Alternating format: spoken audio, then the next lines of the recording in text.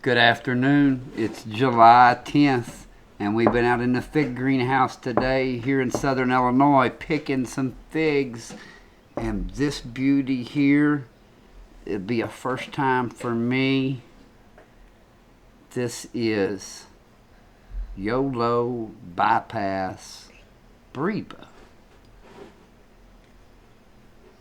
Not the biggest thing in the world.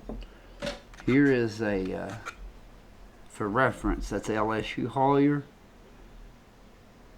and there's Pastillier. So it's not huge by no means, but let's see what it is. It's the only one we had this year. Wow, nice. Looks nice.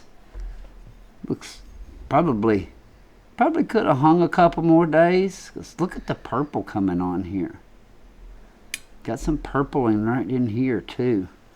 This might have been one I should have let hung another day or two, but boy, I really couldn't resist it.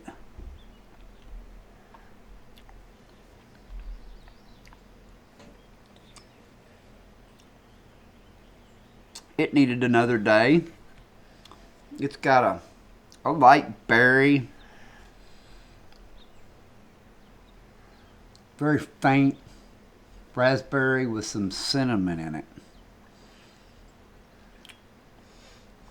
That's about what I taste, some faint raspberry with some cinnamon. It's a uniquely flavored fig.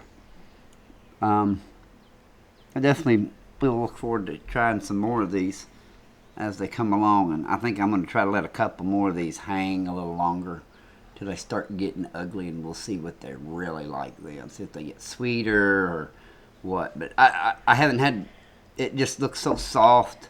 You could see. I mean it's plenty ready enough, but if it had had another day or two, it would have definitely been sweeter.